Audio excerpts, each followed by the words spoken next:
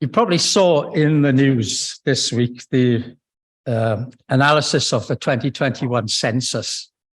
And this is a headline from the Guardian newspaper, basically, that says Christianity 2021 is a minority religion in England and Wales. And that is when people asked to identify their religion, are you Christian, are you Muslim or whatever, less than half of the population says they were Christian. And of course, this is a trend that has been going on for quite some time. If you look at the surveys, YouGov polls, where they ask, do you believe in God? Even for the older generation, it's only about a third. For the younger generation, it's about a quarter. So basically, 2/3 or 3/4 of the population doesn't believe in God. And you ask, well, what is the cause of this trend? Science, is it? Science has proved there's no God. Science has proved that Christianity is wrong. And the answer is, no, it hasn't proved anything of the sort, but people think it has. And so this quotation from Carl Sagan. Carl Sagan was a very famous popularizer of science in the a couple of decades ago, and he had television programs, and he was very influential. And of course, the media promoted the concept of science in this way. Have you ever seen a television program on BBC, just to say BBC, showing the evidence for the resurrection of the Lord Jesus Christ? Have you ever seen a program on evidences for Christianity? Have you ever seen a program talking how the Bible could actually be the word of God? No, you haven't, because they don't ever happen. Have you ever seen programs which undermine our belief? Yes, you have. So the world is set in a way by the media and what they choose to pick up. And Carl Sagan makes this statement: the cosmos is all that is or was or ever will be. Now, is that a scientific statement? He's a great scientist, deceased now. But is that a scientific statement? It's a statement by a scientist, but it's not a scientific statement. It's a metaphysical statement. It's a statement of faith. It is the belief of Carl Sagan that the material universe is all there ever has been or ever will be. There is nothing outside of the material universe. Right?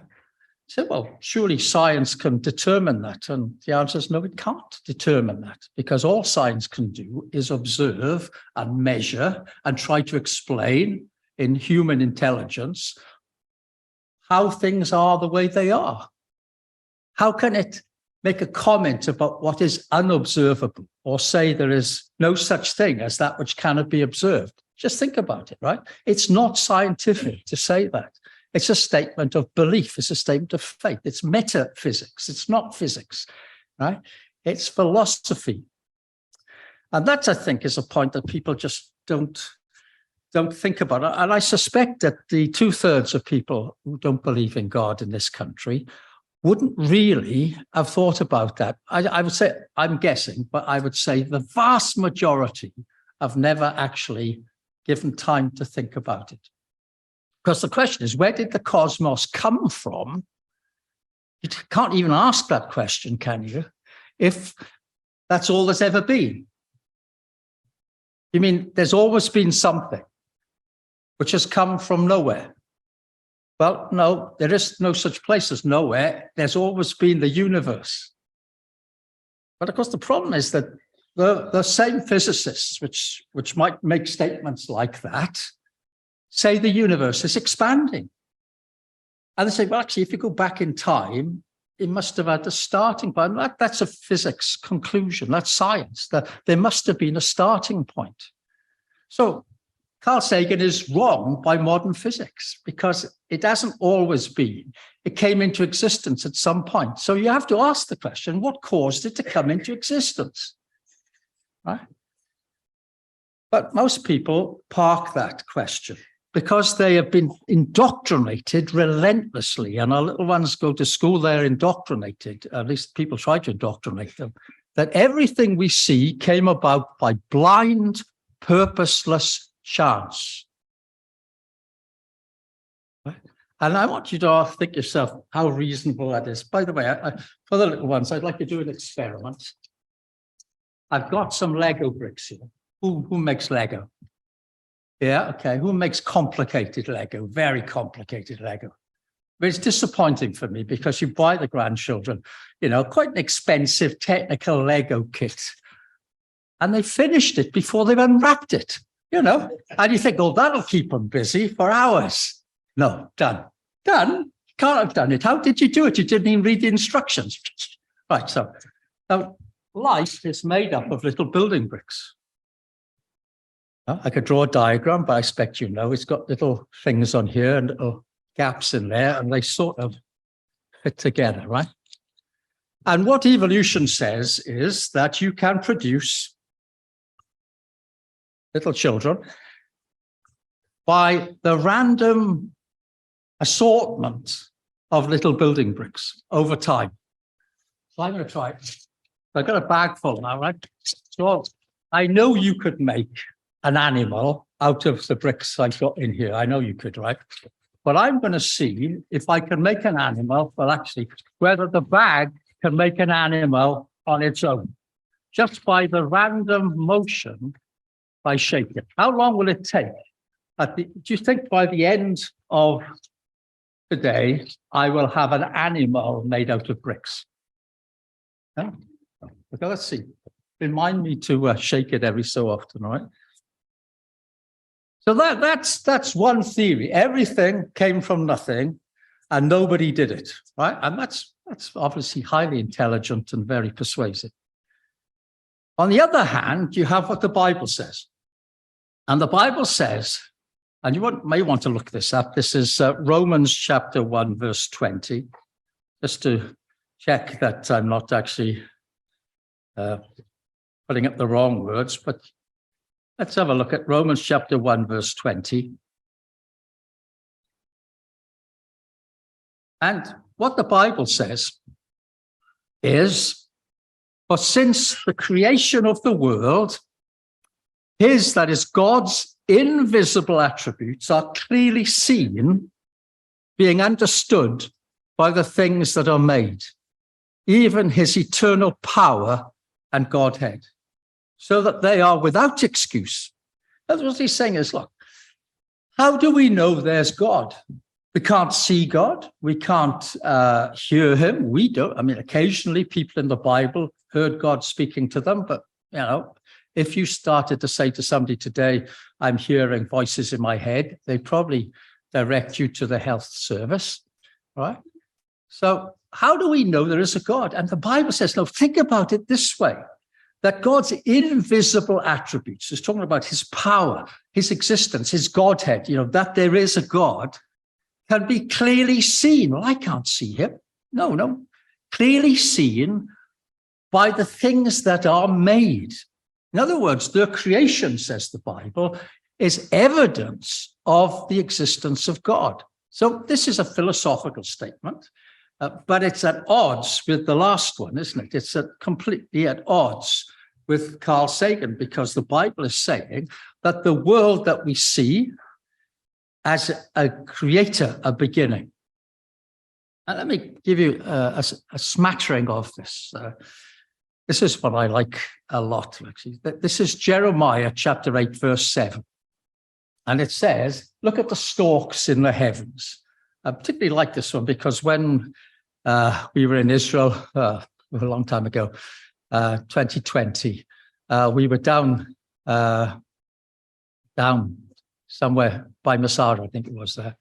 Bruce will tell me I got it all wrong, but I can see by her face that she said, no, you've got that detail wrong. It's a detail. Like, the general point is still the same. At some point in the past, we were in Israel, and when at somewhere in the land, we looked up to the sky, and there was like somebody had painted a black line across the sky. Beautiful, clear day, but there was this black line. And when you looked, you could see, hey, actually, it's birds. And as you watched, they were going south. Yes, they were going south. And as they came to the mountain, hill, whatever, an escarpment that we were standing near, they spiraled up without flapping a wing. rising on the hot air and then going off down south to warmer climes to spend the winter. So what an amazing thing. Now, Jeremiah must have seen this many, many times. In fact, he saw it every year at the same time of year. And everybody did, because everybody knows that the stalks go south. This was the end of August. The stalks go south there. Right? I think so. They know, but we don't know the times in which we're living. This animal with a brain that size, the brain the size of a walnut, knows when it is time to migrate. But we, with brains this size, don't know the days in which we're living. And then you think, well, how do birds know? And this is Cornell University Public Understanding of Science website. I just thought it was what I found on the web, and I thought it just summarized it. Birds can get navigation from the sun, the stars, and sensing the Earth's magnetic field. You know, you think, okay, how does a bird know to fly south? How does it know when it gets there it's not going to be cold? How does it know it's going to be warm when it gets there? How does it know it's going to be food when it gets there? Why fly south? Well, because its parents flew south. But they don't fly following their parents. Their parents have already flown. They have to fly on their own for the very first time. How do they know which direction to go? And you think, well, some surely ended up in the Arctic. How do they know? They're following the Earth's magnetic field, right? How on earth is that possible? And recent findings suggest there are two things. One is they can follow the direction of the magnetic field. You know, they know where the poles are, north and south, and they know where the fields are, and they can navigate. They've got to have this little brain that's got a GPS system in it that, knowing where they are, they know where to go. I mean, that's an amazing thing in itself. But never mind, how do they detect the magnetic field of the Earth? They've got, apparently, in their eyes, cryptochrome molecules which can detect the magnetic field. Right? They have in their eyes cells that can see the Earth's magnetic field in some sense. Some suggest it may cast like a shadow over part of the visual field that is going to direct them. I say, what a bit of luck. What a bit of luck they've got these molecules that can do that, because otherwise there would not be any storks left in the world. They've all gone migrating and died out.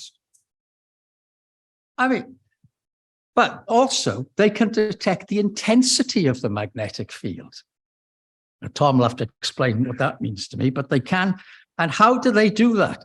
Because, believe it or not, another bit of good luck, at the end of their beaks, believe this, at the end of their beaks, they've got a molecule, an iron molecule, you know, like an iron filing in the cells called magnetite, which can detect the strength of the magnetic field. So these birds can see magnetism and they can smell magnetism. And the signals from their nose up their olfactory nerve and from their eyes through their optic nerve somehow get computed in their brains to tell them when it's time to go and where to go. Now, that is extraordinary good luck, don't you think? Right? Can you tell me how that could happen?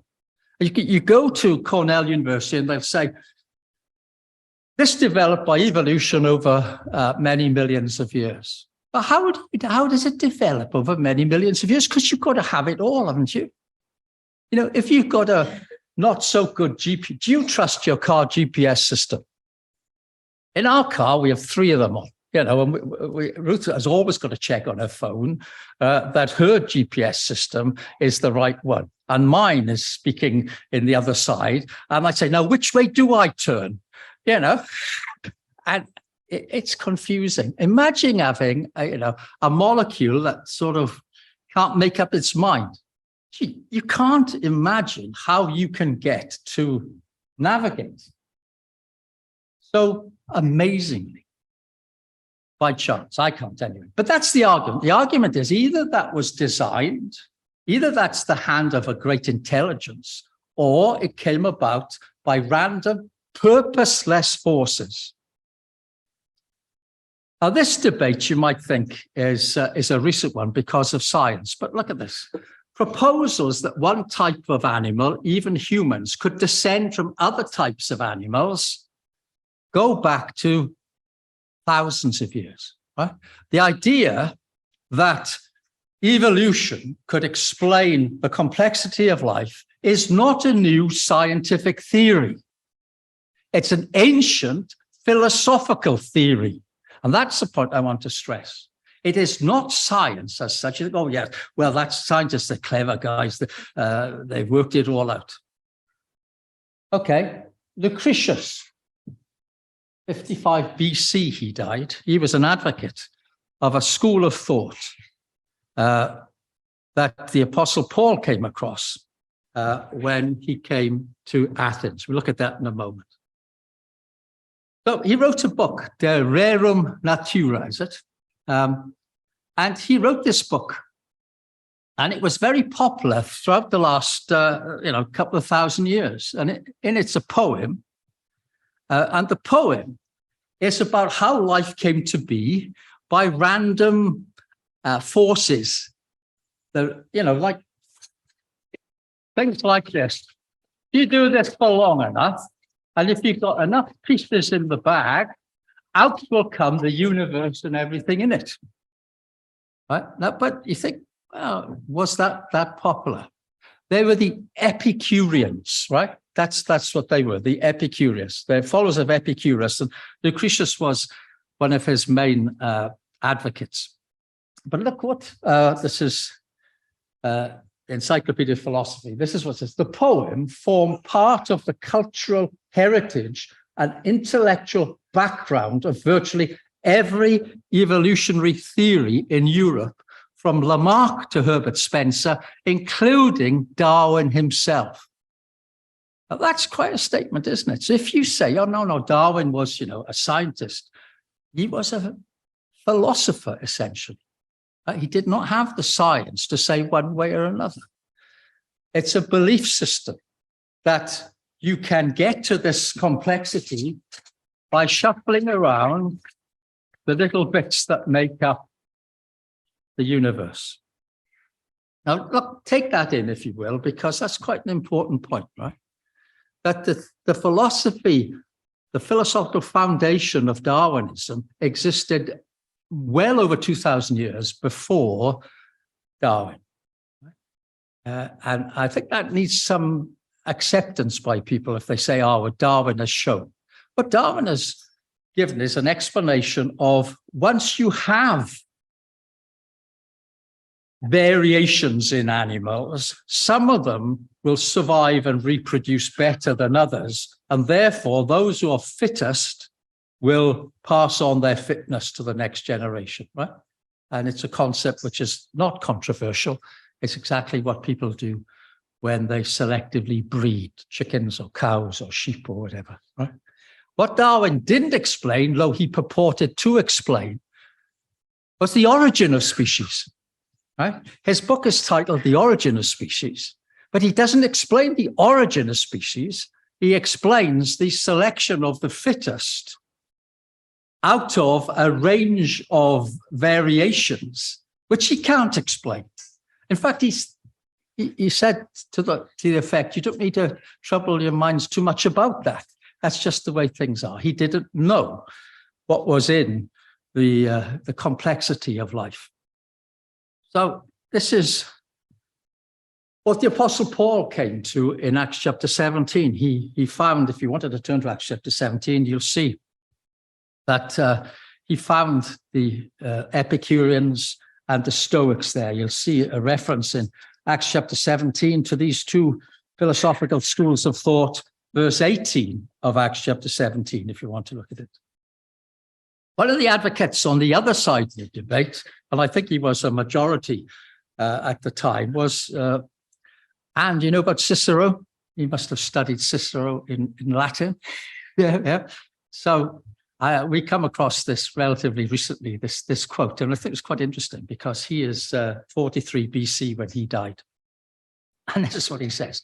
Can any sane person believe that all this array of stars and this vast celestial adornment could have been created out of atoms rushing to and fro fortuitously and at random? Or could any other being, devoid of intelligence and reason, have created them? Not merely did their creation postulate intelligence, but it is impossible to understand their nature without intelligence of a high order. Right? So that's an argument for intelligent design made 2,100 years ago. I mean, that's interesting, isn't it? See, it's not as if this is a new concept, right? It is at the time of the New Testament, at the time of the apostles, they knew full well the argument for intelligent design. The Bible doesn't say, oh, well, the Bible was written in ignorance of such conception. No, it was not written in ignorance of it. When the Apostle Paul goes to Mars Hill, he knows exactly. And you see the word that comes out in Cicero. What he says is, look, if you look at a work of art and you say, look at that work of art, it's fantastic. I'm sure it's going to be a work of art going to come out. Let me have a look. Oh, look, two bricks have stuck together. So I'm sure there'll be a work of art coming out of that. So, well, you look at Greek sculpture, you say, intelligence did that. But you look at nature, you say, that's even more wonderful, or intelligence didn't do that. That's just random chance. He says, you've got to be crazy. Because if you think that it is, look at this line, destitute of forethought, how could it happen?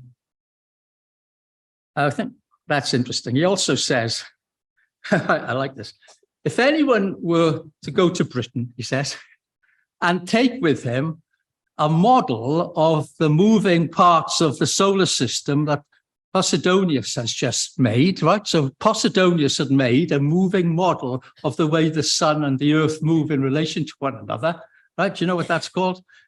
There's a name for it, but it's one of those, right? Yeah, an orrery. That's right, an orrery, okay? So Posidonius had made an orrery. It doesn't exist now. So it must have been destroyed. He says, if he even took it to Britain, they would believe somebody made it with an intelligence. Even British would believe that. All right? I think that's lovely, right? I'm not sure today, because there's, what we see today in science, the actual science, is so much more complicated than that. But 3/4 of our population does not believe it had a creator. So I think Cicero would have been quite dismayed at our blindness. Oh, just looking at that, think, well, how is it possible then, with all the nature programs that go on, that people can't see? And I'll tell you why, right? What I think is a major factor in the public mind. I'm not going to play this, but I can give you the link. We listened on the way up to Mumbles, David Attenborough's life stories. They're very good. They're amazing descriptions of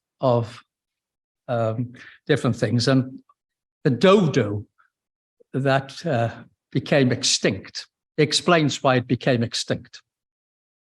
But if you listen to the first 2 minutes, that's all you have to listen to. What he says is, the dodo originally was like a pigeon, and they were blown off course and they landed in Madagascar, I think it is, right? Is that Madagascar? Let's say they landed on an island where dodos used to live, right? And this 50-mile long island didn't have any predators, and therefore they didn't need to fly.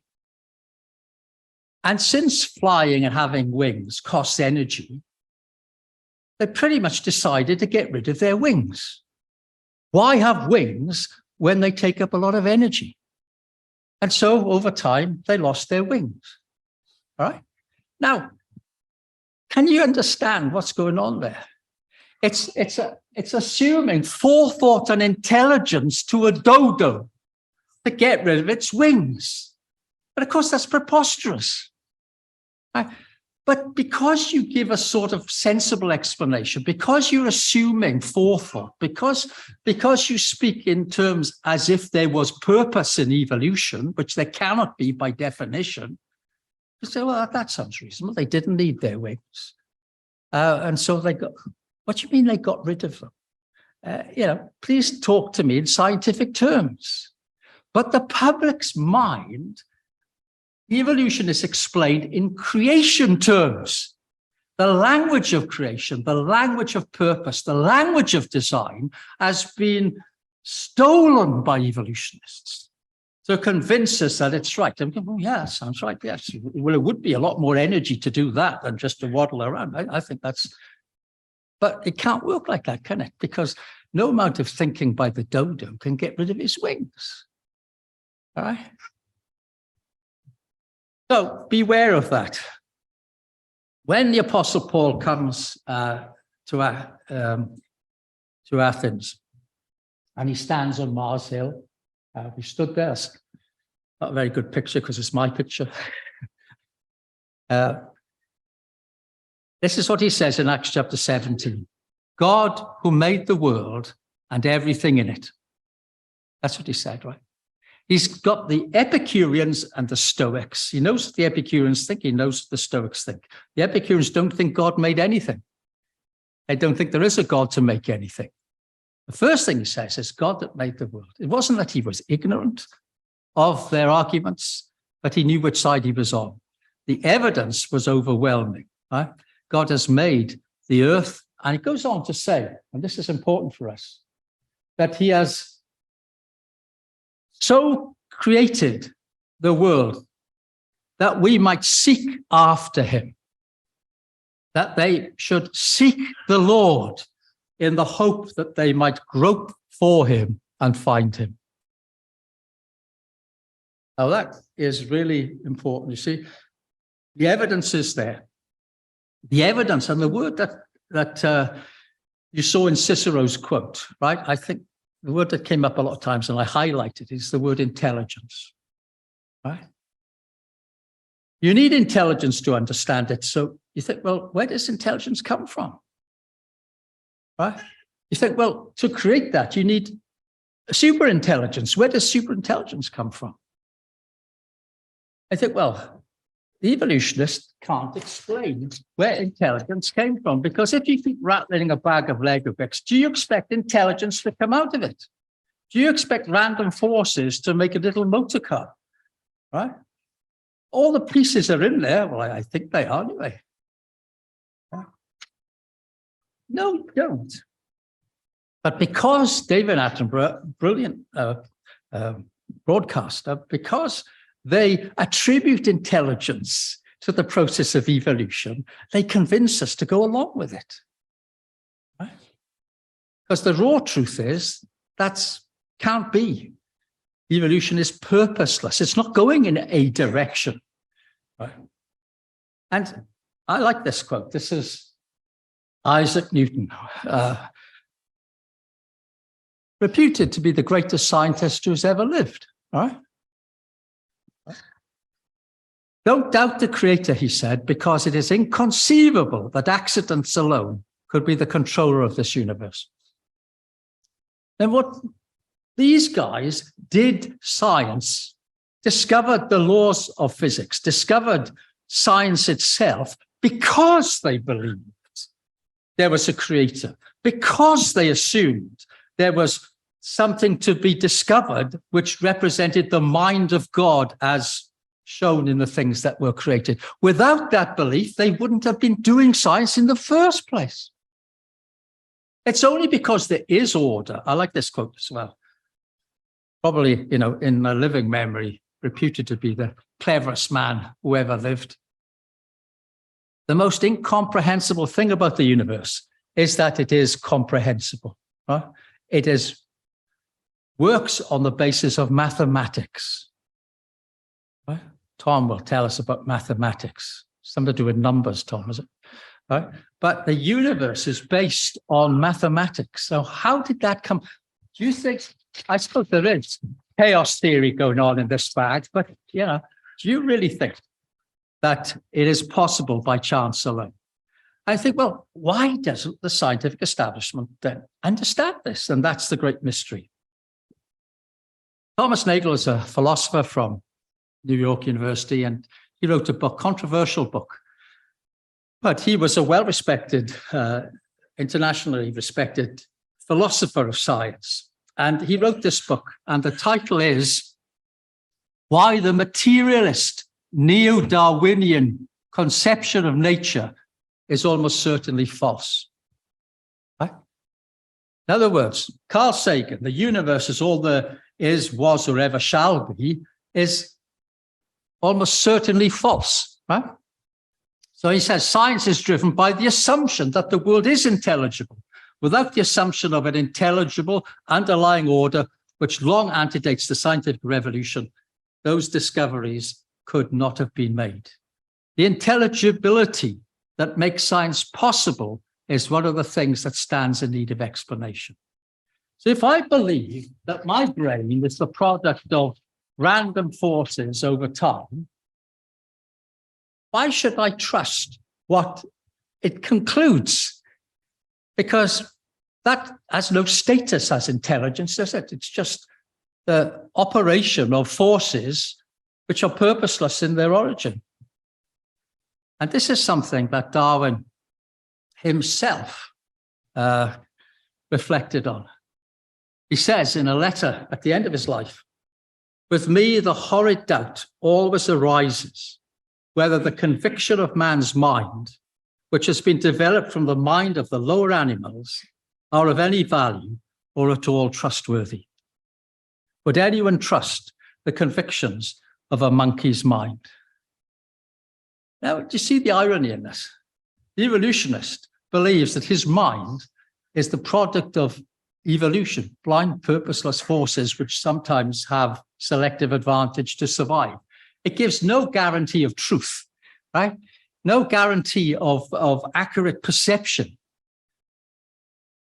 And so, in a sense, it is a self-defeating idea. Darwin's doubt is something that we shouldn't miss. See, he's hooked on his own theory. If it could be demonstrated that any complex organ existed, right, which could not possibly have been formed by numerous successive slight modifications, my theory would break down. Now, it's got to produce something out of the end of this talk, otherwise there's no evidence. And then he said this to his friend, earlier on in his career, to his friend Asa Gray. He said, "When I think of the eye, it used to leave me cold all over. When I thought, how could the eye come into existence, by small changes? It used to make me go cold all over. I got over that now," he says. "I got over that. But now," he says, "the sight of a feather of a peacock's tail makes me feel sick." Right? What he's saying is, I'm saying that you've got to get this by small changes over time.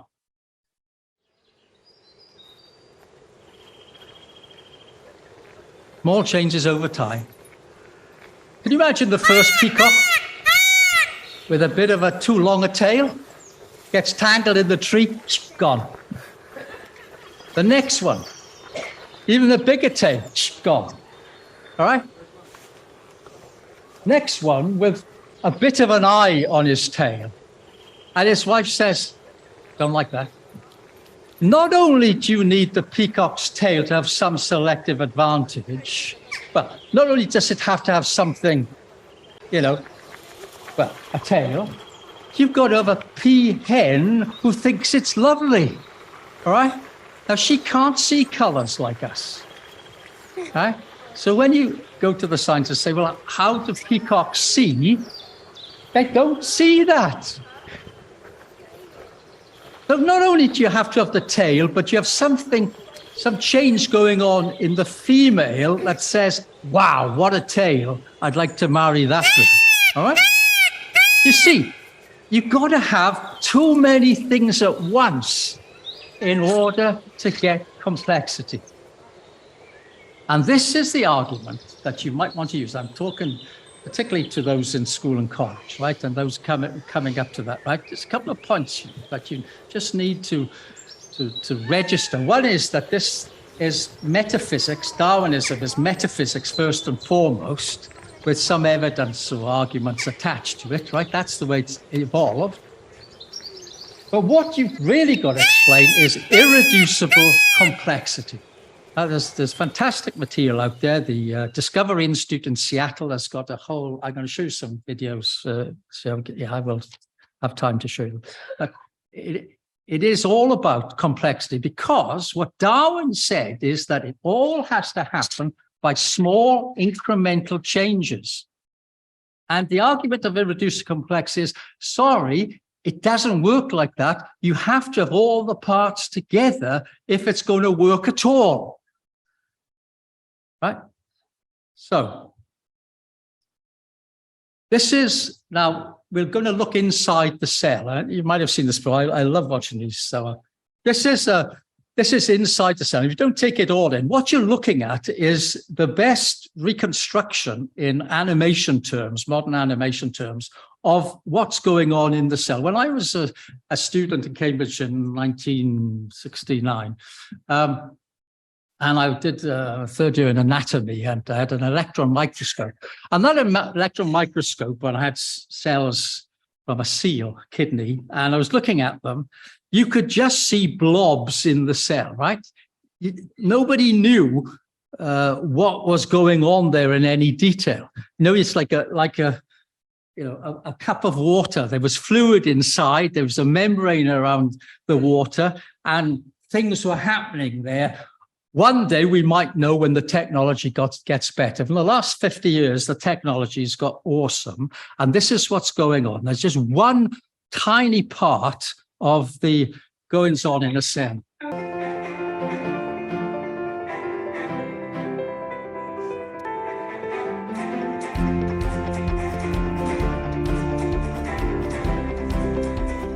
Cells are full of specialized components that perform functions vital to their existence. But how do these components get to the right locations inside the cell to perform their functions?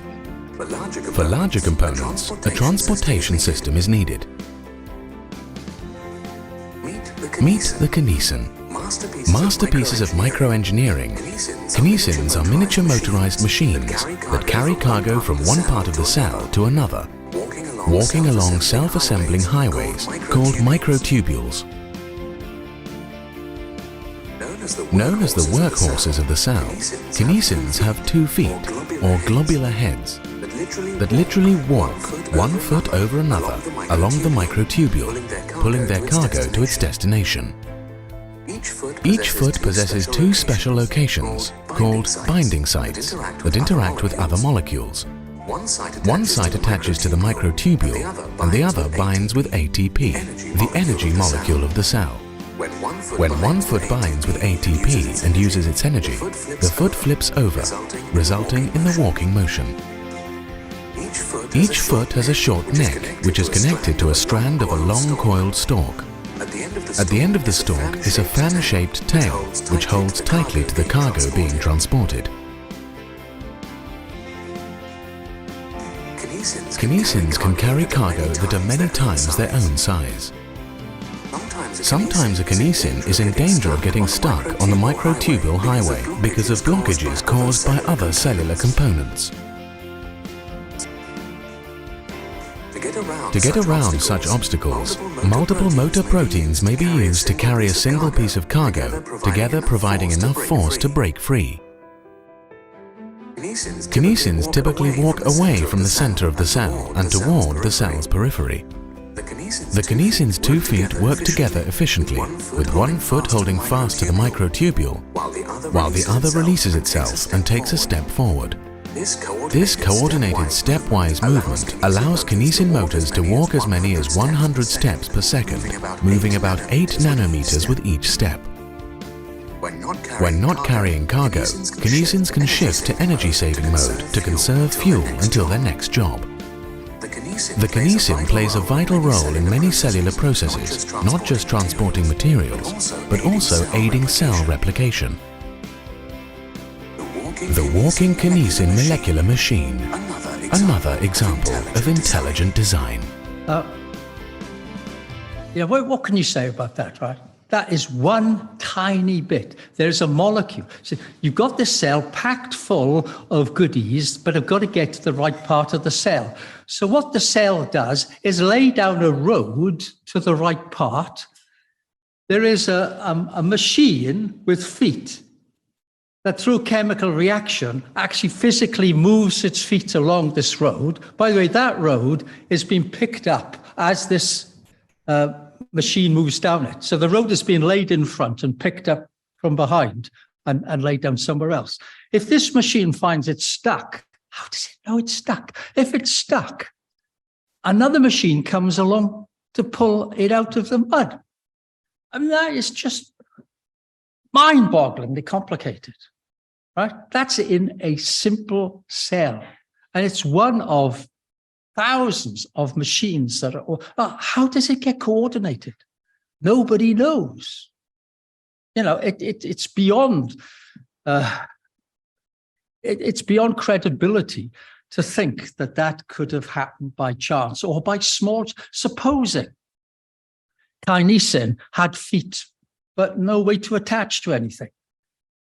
Supposing there's a kinesin molecule that could walk and attach, but there's no road. You cannot have these bits on their own. You've got to explain how the whole package came to be. And that's something that is avoided at all costs. People say, well, one day we'll know. But listen, it's not one day we'll know how it works. I don't doubt that we can know how it works. We're not invoking God of the gaps to say, there's another molecule that does this. It's not that we don't believe there's going to be another molecule. Where did they come from is the point. Right? How can you get that together? By chance. I find it amazing. Now, this next one, I'm going to just play a little snippet. This is the electron transport system. In the cells, right, you need energy. We eat food and we breathe air to give us energy. And the food and the oxygen in our bodies gets converted into energy of different types. Right? Now, how does that work? We sit down at the table and we're breathing all the time. What's actually going on? What happens to the oxygen molecule? What happens to the sugars that we've just eaten? Now, this is not a all eukaryotic eukaryotic cells, this is from just yeast Harvard to those University. that make up the human body, contain membrane-bound organelles with specialized functions. Mitochondria are double-membraned organelles that harness most of the energy that cells need to grow and reproduce. Nearly all of this energy comes from reactions that take place at the inner mitochondrial membrane.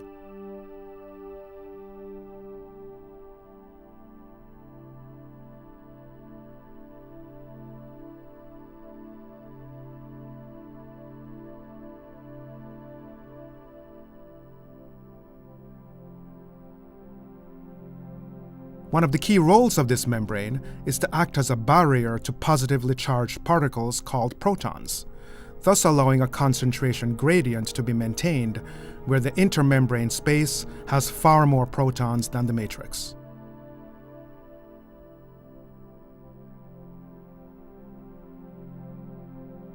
The membrane also contains a large protein complex called the F1-F0 ATP synthase, which uses the proton gradient to drive the synthesis of ATP molecules. These ATP molecules ultimately provide the energy for most of the cell's reactions. Just as man-made power plants produce electrical energy by using the flow of wind, water, or steam to rotate a turbine, the synthase makes ATP by using proton flow from one side of the inner membrane to the other to rotate protein subunits. If there is no proton gradient, synthase subunits stop rotating, and the cell can quickly become starved of energy and die.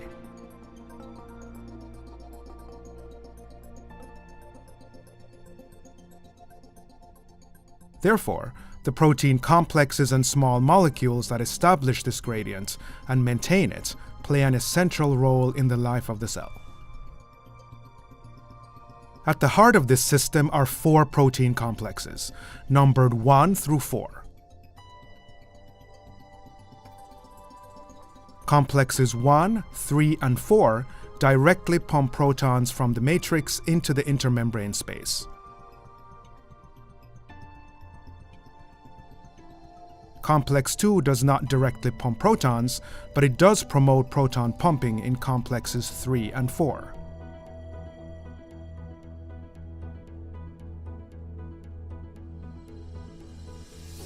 Proton pumping requires energy, and the 4 protein complexes get this energy by transferring electrons through a series of coupled reactions.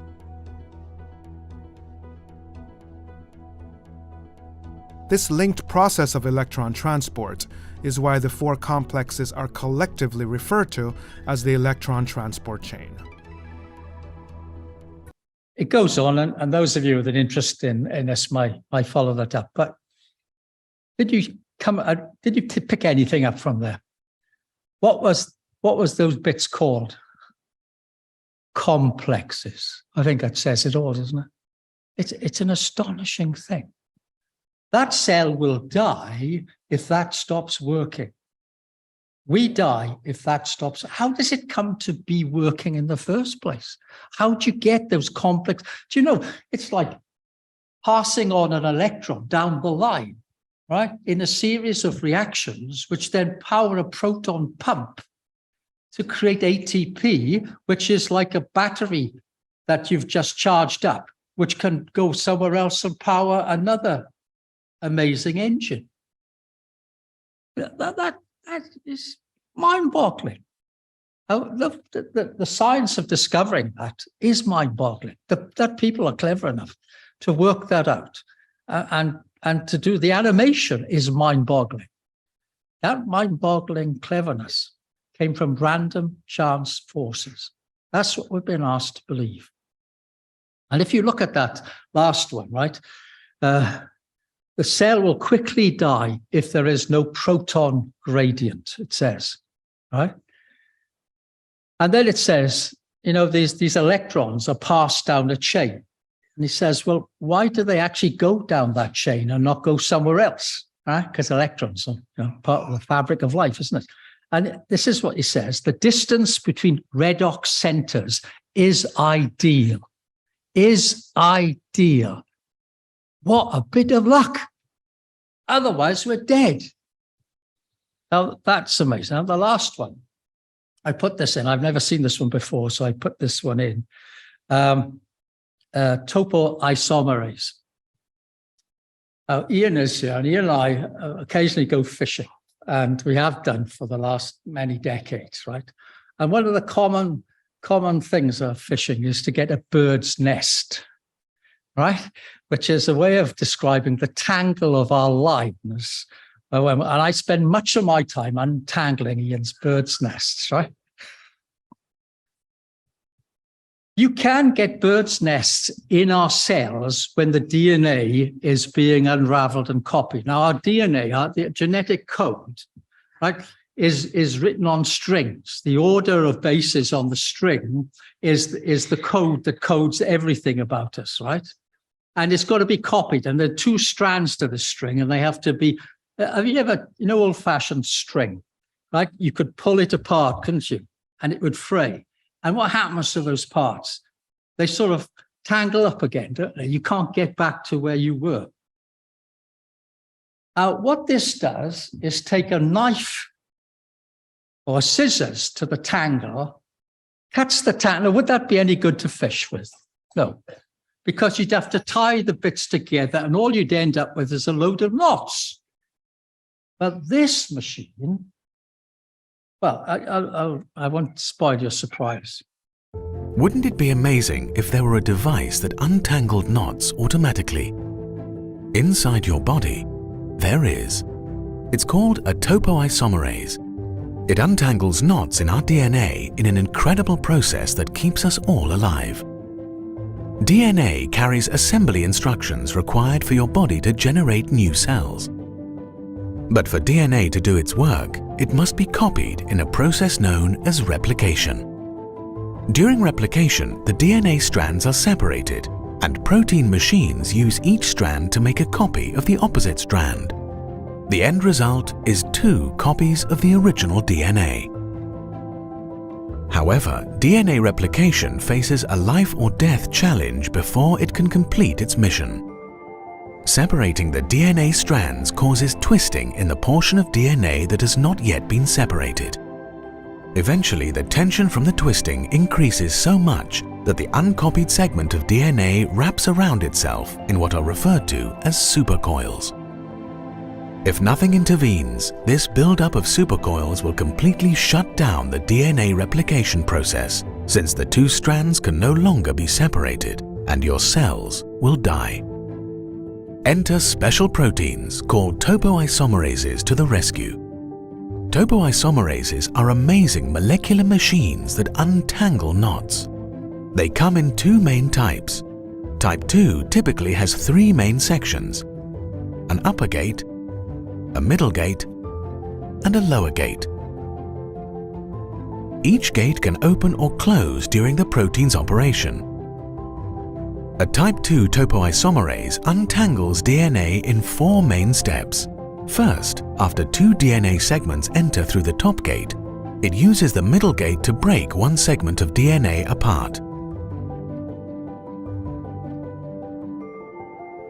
Next, it passes the other DNA segment through this break. Then occurs the crucial step. The topoisomerase recombines the first DNA segment. The result is the elimination of 2 supercoils. Finally, now that the 2 DNA segments have been untangled, they are released by the topoisomerase. The second strand is released out the bottom and the first strand is released out the top. Of course, this is just a simple summary. The actual process is a lot more complicated. Get ready for a more... What do you think of that, Ian? You cut the cord, you don't tie it together, it just joins it up as if it had never been cut. If that little machine didn't exist, it doesn't matter how clever the DNA is, you're dead. Not only do you have to imagine the evolution of DNA, you have to have with it the evolution of machines that untangle it, that check the code is correct, that correct it if it's not. I mean, all these things are going on. It is beyond. If I did this to my computer, would I get a really good algorithm or program to improve the computer? If I started kicking my computer down the street, would I get a better computer? No, I need intelligence for that, wouldn't I? Well, why is it so popular then? Why is it so popular? Well, Darwinism removed the whole idea of God. That's why it's so popular. Right? It wasn't a new idea, but it caught the public imagination because now you don't need to be accountable to God. Well, that's overstating it. Surely that couldn't have been the case. This is a long quote, but it's an important quote. This is from Richard Lewington, who's now dead, but he was, in his heyday, the professor of zoology and biology at Harvard University, right? So he was the world's, if you like, top biologist and a very famous evolutionist. And he gave an interview. And this is what he said in the interview. And look, this is really important. Our willingness to accept scientific claims that are against common sense is the key to an understanding of the real struggle. We take the side of science in spite of the patent absurdity of some of its constructs, in spite of its failure to fulfill many of its extravagant promises of health and life, in spite of the tolerance of the scientific community for unsubstantiated just so stories, because we have a prior commitment to materialism. Right? That's the point, isn't it? The cosmos is all there was or is or ever shall be. That's our starting point. But it's not a scientific starting point. It's a philosophical starting point. It's a statement of faith. Because, why? He says, the materialism is absolute, for we cannot allow a divine foot in the door. To appeal to an omnipotent deity is to allow that at any moment the regularities of nature may be ruptured, that miracles may happen. Basically, he's admitting that the whole edifice is structured on a foundation to remove God and the miraculous from human thought. That's why only 20 to 30% of people in Britain still believe in a God, because there's been a relentless, remorseless attack on the foundations of it. Now, some will say, okay, well, you say God created everything. Who created God? Ha ha, got you there. Even one of the cleverest minds said that, but he's wrong, because we're not saying that God is a created being. We're saying that an uncreated being created the universe. Our conception of God is of an eternal God. That's who we believe created the heavens and the earth. And that's who we know wrote the words of the Bible. For thus saith the Lord, who created the heavens, who is God, who formed the earth and made it, who has established it, who did not create it in vain, who formed it to be inhabited. I am the Lord, and there is no other. So what we're asking is to give the Bible a chance, clear the clutter away. Now, obviously, I'm going to find that blind forces produce something sensible. And you see, that's what's happening with science. It's cheating. It's telling little ones that the stork knows where to go, and that's why it's going there, right? That the dodo didn't want wings, that's why it lost them. It's attributing to blind, purposeless chance the intelligence, which is what really needs to be explained. And I, for one, will say, despite all the noise, all the forces of Western civilization trying to undermine the very foundations of Western civilization, the truth is very simple, that we are the created beings of a divine creator, that those miracles have happened and will soon happen again when the Lord Jesus Christ will return to establish on this earth the kingdom for which it was created. And if we can have that faith, then we can be part of that wonderful kingdom.